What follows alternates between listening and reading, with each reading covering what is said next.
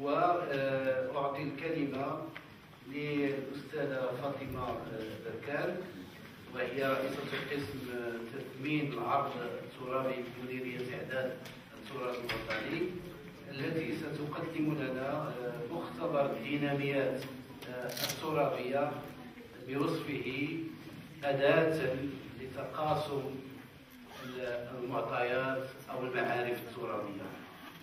فلك الكلمة وشكرا.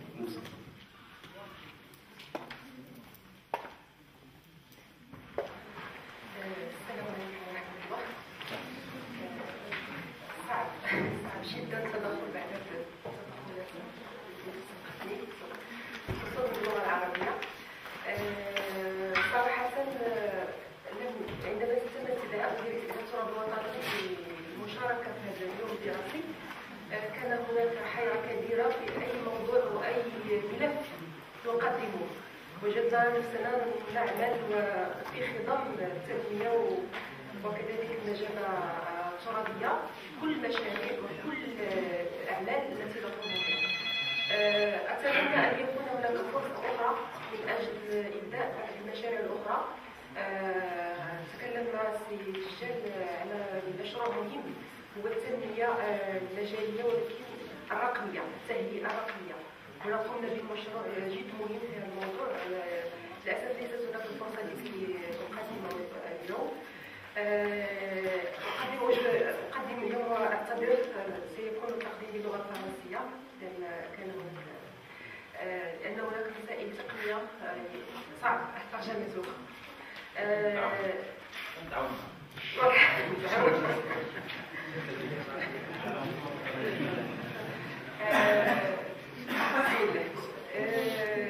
Je parlais aujourd'hui de l'Observatoire des dynamiques des territoires. Tout à l'heure, on a parlé de tout ce qui est intelligence artificielle. Et l'une des clés de réussite justement de cette approche, c'est l'intégration et l'implication de tous les acteurs.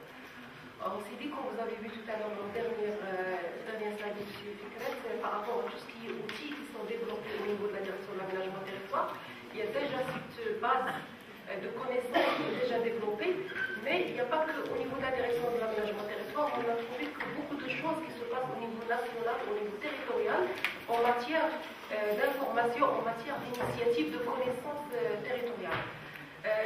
On s'est dit pourquoi il faut justement mutualiser, il faut regrouper tout ça et il faut offrir un cadre général pour anticiper et justement gérer le territoire sous différentes facettes. Pour ça, la démarche qu'on a conduite, c'est de quoi on a besoin au niveau du Maroc. On s'est dit qu'il faut mettre en place un observatoire des dynamiques des territoires. Vous avez remarqué, il y a S. Donc c'est au pluriel, des dynamiques et des territoires. Donc toutes les échelles sont concernées. Mais on ne va pas le construire ensemble. La première démarche ou la décision initiale, c'était une construction collective. Et là, je vous ai présenté un peu la démarche et les résultats pour lesquels, et un aperçu sur un projet qui est déjà concret, c'est le portail. Donc là, déjà, par rapport au contexte du projet, comment il a été l'idée de ce projet-là, la définition collective de cet observatoire, c'est quoi donc l'observatoire, en quoi ça va consister, et la feuille de route qui est élaborée. Et je terminerai par cette feuille de route par rapport à quelques actions que je soumettrai à l'université, à la société civile, à tous les acteurs territoriaux pour participer ensemble à la construction de cet outil-là. Donc déjà, comme vous le savez, au niveau de l'approche territoriale, ça a été présenté depuis ce matin, il y a une action qui est très très pertinente, qui est très importante. On peut dire que c'est la base un peu de la connaissance territoriale, c'est la veille territoriale. Donc cette question de veille territoriale, il nous pousse à bien la cerner pour mieux anticiper sur les dynamiques territoriales. Donc c'est ça vraiment l'enjeu, le premier enjeu par rapport à la construction de cet observatoire. Premier enjeu justement, un contexte qu'on sait très bien par rapport à la dispersion de l'information et la disposition et la mise à la disposition de cette information qui est très difficile à mettre en œuvre, d'où l'enjeu du partage et de la synchronisation de cette information. Et l'observatoire, qu'est-ce qu'il va proposer par rapport à cette question-là? C'est de mutualiser les connaissances, uniformiser les visions et les diagnostics. Un enjeu aussi de déconcentration, on en a parlé tout à l'heure, qui, par rapport à cet enjeu-là, comment veiller et comment participer à la prise de décision à partir de cette connaissance-là. Donc l'observatoire, qu'est-ce qu'il aura comme objectif? c'est définir et anticiper les politiques publiques et identifier aussi les impacts territoriaux de ces politiques. Et puis, un troisième point, c'est tout ce qui est arsenal de connaissances et des outils qui sont déjà disponibles, qu'il faut mutualiser, qu'il faut partager et qu'il faut communiquer par rapport aux autres acteurs. D'où la nécessité de mise en place d'une structure qu'on veut mettre en place par rapport à cette réponse-là, une structure qui doit être absolument une structure autonome. Parce qu'on a remarqué qu'il y a une multitude d'intervenants, mais aussi il n'y a pas d'institution qui prend en charge justement cette initiative et ce projet de dynamique des territoires. Et bien sûr, le portage politique est une constante, une nécessité par rapport à ça. Le projet s'est déroulé en 4 phases. Bien sûr, il y a une phase de définition, mais surtout la deuxième phase, c'est la phase de définition du projet de l'Observatoire. Et c'est au niveau de cette phase-là, il y avait un grand travail de partage, de concertation, mais surtout des entretiens avec beaucoup d'acteurs au niveau national et au niveau régional pour définir ensemble quelles sont les attentes de ce nouveau dispositif, mais quelles seront les thématiques qu'il va traiter, quelles sont les échelles et surtout les produits qu'il va produire. Actuellement, pour l'instant, on est à la dernière phase, c'est la phase de réalisation d'un projet pilote qui va concrétiser un peu une idée sur une thématique précise. Et entre-temps, on a élaboré une feuille de route que je vais vous présenter juste après. Le travail, donc, il est organisé avec, comme tout projet, donc il y a un comité de pilotage qui regroupe beaucoup de partenaires institutionnels, mais aussi un groupe de travail élargi qui constitue un peu le noyau dur de concertation et de connaissance de la thématique, et un groupe de travail interne au ministère, avec une équipe interne, ce qu'on appelle les faiseurs de l'observatoire au niveau de la direction de l'aménagement territoire. Le travail a été accompagné par un bureau d'études marocain. La définition justement de la démarche, comment on a fait. D'abord, il y avait un travail de benchmark. Qu'est-ce qu'il y a au niveau international et national? Une connaissance au niveau national de tout ce qui se passe en matière de système d'information, en matière de système d'observation. Et là, je vous avoue qu'on a maintenant un document de référence, c'est le rapport 2 de l'Observatoire qui donne un état des lieux de tout ce qui se passe au niveau marocain, mais aussi un aperçu au niveau international et des expériences et des pratiques qui peuvent aider à mieux concrétiser le projet.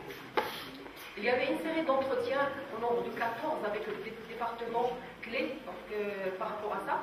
Un questionnaire de 52 questionnaires qu'on a envoyé, qu'on a déployé. L'idée justement de connaître un état des lieux, mais surtout deux choses importantes. C'est quelles sont les attentes par rapport à ce nouveau dispositif. On ne va pas créer un observatoire de plus à la scène qui existe déjà. Il ne faut pas qu'il y ait un chevauchement. Il ne faut pas qu'il y ait des problèmes d'attribution entre d'autres observatoires qui existent déjà, mais une réponse à une attente des structures qui existent. Et d'un autre côté, il y avait une demande aussi qu'il y ait un travail collaboratif, qu'il y ait une participation à la concrétisation d'observatoires. Donc, quelles sont les attentes, mais aussi quelles sont les prédispositions à travailler par rapport à ça. Donc, c'est ça donc les guides qui ont anticipé un peu la mise en place de l'observatoire. Et bien sûr, il y avait des mouvements de partage, notamment avec beaucoup de groupes de travail qu'on a menés, mais aussi les réunions du comité de pilotage par rapport à la construction. Donc les attentes, en gros, elles se rejoignent, elles seront mieux collectées et plus collectées. Ça, c'est une constante qui est émergée de ces concertations. Mieux exploiter les données, élargir les droits de diffusion à la donnée, et je vais vous présenter un projet de démocratisation de l'information, pour que tout le monde ait accès à l'information, mais aussi tout le monde ait la possibilité de faire sa propre carte. Donc c'est un outil qu'on vient juste de développer au niveau de l'aménagement de territoire, mais aussi assurer un suivi des données dans le temps et constituer un référentiel, et ça, on a parlé tout à l'heure de l'infrastructure de la connaissance, mais aussi de l'infrastructure des systèmes d'information. Ça, c'est aussi un projet qui est inclus.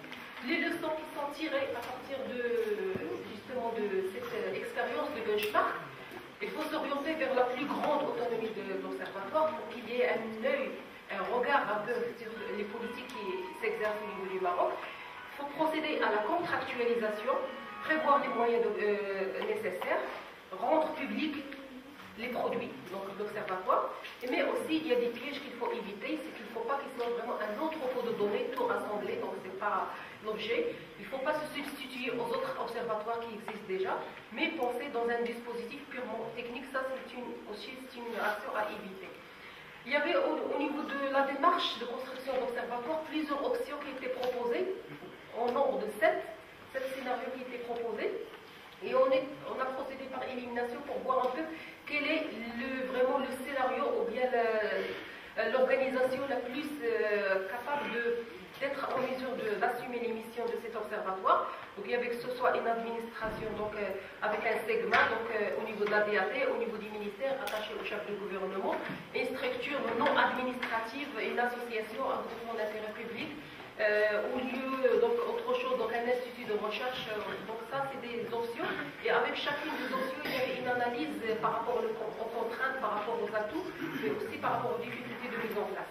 Il y avait un choix que ce soit une entité administrative, surtout au niveau du ministère ou bien au niveau du chef de gouvernement, parce qu'on veut vraiment qu'il y ait beaucoup plus de flexibilité, de liberté, mais aussi d'apport par rapport au gouvernement. Et le choix qui a été opté, c'est qu'au niveau du ministère, donc une structure attachée à notre ministère, dotée d'un conseil d'orientation et d'un conseil scientifique, et présidée par le chef de gouvernement. Donc ça, c'est le schéma qui est adopté pour l'organisation de l'observatoire. Et juste donc par rapport à ça, donc ces organisations, le positionnement institutionnel de l'observatoire, et les caractéristiques de ce positionnement, parce que comme je l'ai dit, pour chacune des options, il y avait des pour et des contre. Là, ça donne une idée par rapport à comment il va être financé, quels sont les moyens, quels sont les organes qui vont animer cet observatoire, là, et aussi le volet juridique, et les pour et les contre de l'observatoire. Le statut de SEGMA, qu'est-ce que ça peut lui rajouter? Donc le SEGMA, service géré de manière autonome, et on veut vraiment qu'à terme, l'observatoire se positionne en tant que prestataire de services et même avoir des recettes propres qu'il peut déployer pour encore développer d'autres outils.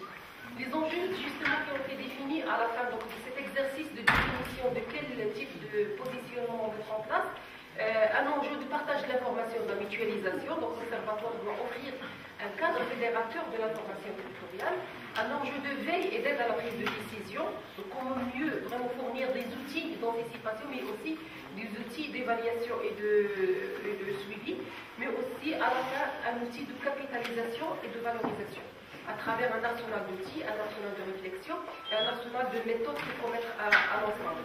Les objectifs, plusieurs objectifs qui sont déclinés, objectifs de contribution à l'évaluation de la politique publique, objectifs de la prospective territoriale, objectifs d'aide à la prise de décision, d'anticipation et d'accompagnement de la régionalisation avancée, la contribution au droit à l'information, favorisation aussi de tout ce qui est développement de l'information géographique au niveau du Maroc, développement de la recherche et des études sur les territoires, une meilleure coordination des différents acteurs au niveau des territoires. Donc les missions qui étaient définies par rapport à l'observatoire, 3 grandes missions. La première, c'est l'observation proprement dite